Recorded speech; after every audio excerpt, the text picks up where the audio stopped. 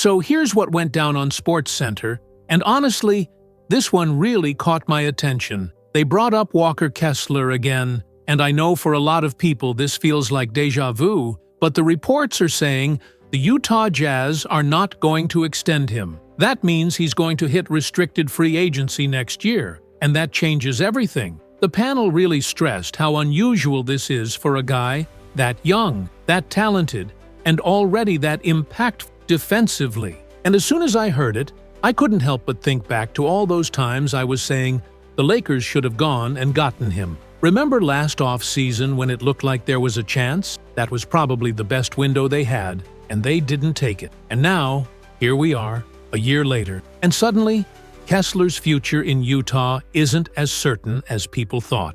The conversation on the show went deeper than just the Jazz. They framed it the same way I've always looked at it. Players like Kessler can create these ripples inside an organization when they don't get that extension. You start thinking about what we're seeing with other young guys across the league, players like Cam Thomas or Quentin Grimes, where the team clearly values them but doesn't want to overcommit, and that's when frustration starts to creep in. If that happens with Kessler, and he starts looking around wondering about his role or his long-term fit, that's when other teams, like the Lakers, have to be ready to pounce. And here's the thing that really matters. Kessler is only 24, just turned 24 in July, and for a center that young, with the defensive instincts he has, that's gold. On Sportcenter, they made the comparison to Victor Wembanyama, saying that if you look at rim protection metrics, Kessler is right there at the top, in some cases even outperforming him in certain categories.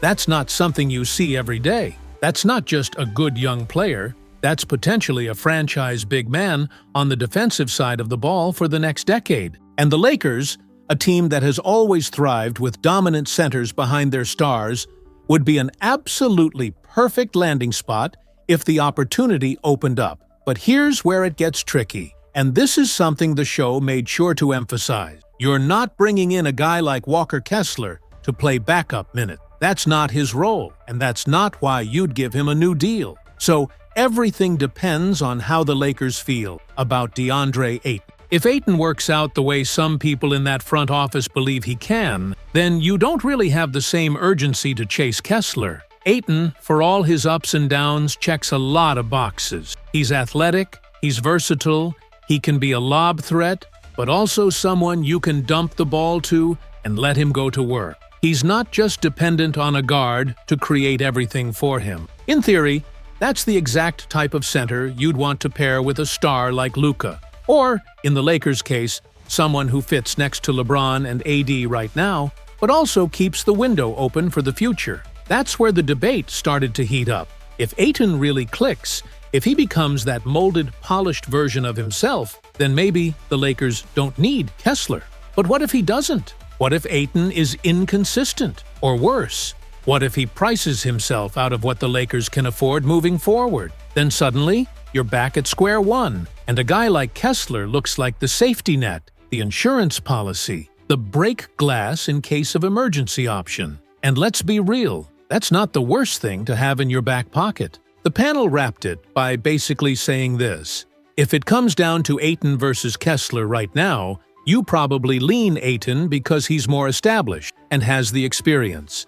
But the possibility of Kessler being available can't just be ignored. For the Lakers, that's the kind of long-term piece that could stabilize the center position for a decade, especially in a post-LeBron era. And even though nobody's saying a move is imminent, the fact that his name is resurfacing in these conversations shows you just how real this storyline could get as the season plays out. Man, let me tell you what went down on Sportcenter earlier today, because it really caught my attention. They brought up Walker Kessler again, and the conversation honestly felt like déjà vu for Lakers fans. It's almost like we're back in that pre-Deandre Ayton stage, where the team is thinking, do we have the right long-term guy at center, or should we already be looking at backup plans? And what they really emphasized is that Walker Kessler gives you an immediate defensive presence. This isn't just hype. He's one of those players who steps onto the floor and instantly changes the energy around the rim, shot blocking, altering looks, making guards think twice before driving. He's got all of that. But then, the panel was quick to remind us. Offensively, Kessler still needs polishing. He's not the kind of center you dump the ball down to and say, "Go get me a bucket." But the upside is huge. Develop him the right way, put him in the right system, and we might be talking about one of the premier centers in basketball 5 or 6 years down the line. Now, they contrasted that with Deandre Ayton, and this is where the discussion really got interesting. If you're the Lakers and you're trying to win right now, Ayton makes a lot more sense. He's more polished, he's got playoff experience, and he's capable of producing on both ends. And here's the kicker.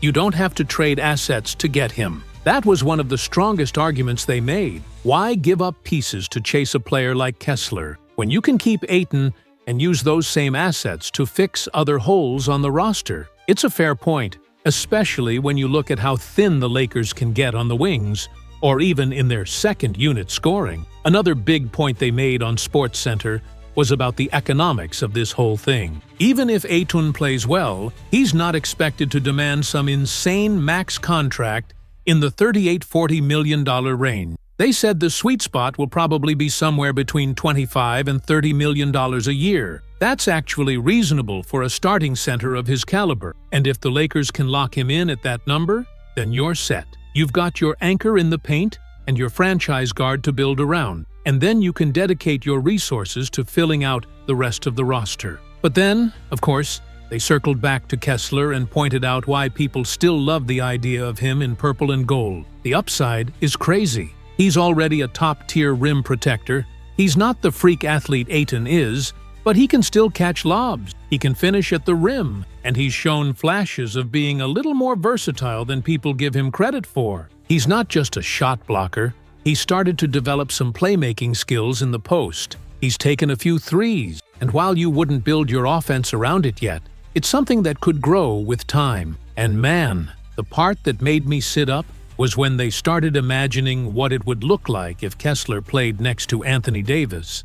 Think about that for a second. Two of the best defensive big men in the entire NBA sharing the paint. That's the kind of lineup that would give opposing teams nightmares.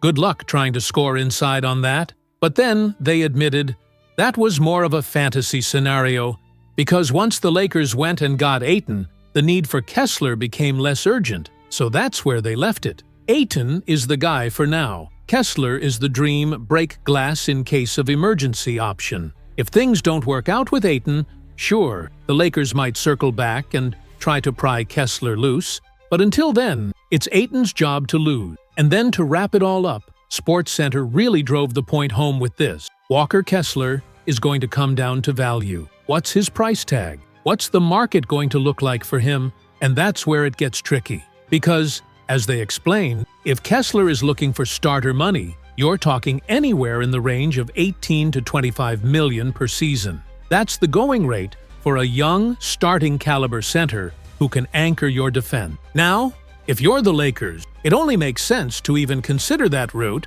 if Deandre Ayton either doesn't work out the way you hoped, or if he ends up walking away in free agency. And here's the other scenario they brought up. What if Ayton has a breakout year, prices himself into that $35–40 million range, and suddenly it's a bidding war? Do you want to tie up that much money in one player? Or would it be smarter to pivot and grab someone like Kessler at a lower number, giving yourself more financial flexibility to round out the roster? But the panel also made something very clear. The Lakers won't be the only team calling if Kessler hits the market. Boston's name was floated as a serious contender, a team that could absolutely look at him as they continue to retool around Jason Tatum and Jaylen Brown. And honestly, it's not just Boston. Young rim protectors who can develop into long-term starters are always going to have a line of suitors. So if Utah decides to move on, there's going to be a race.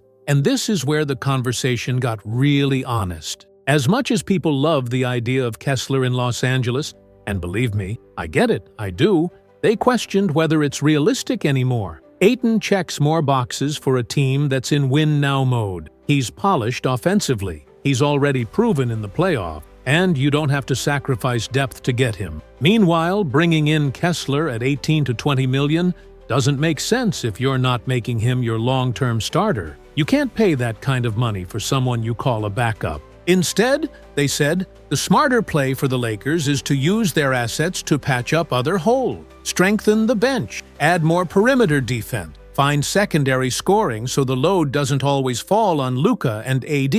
And if you're still worried about depth at the 5, you can always find a more affordable backup big. Guys like Nick Richards were even thrown out as example, solid, dependable role players who don't break the bank. At the end of the day, their take was simple. Kessler is still an intriguing option, but Ayton is the guy you roll with right now. He gives you the stability, the experience, and the fit you need today, not 3 or 4 years down the line. For the Lakers, that's the priority. Winning now, while the window is still open. So yeah, that's how Sportcenter closed it. They left it to the fans to debate. Would you chase the upside of Walker Kessler down the road, or stick with the safer bet in Deandre Ayton? And honestly, that's the question I'll throw to you as well, because it's the kind of discussion that could shape the future of this team.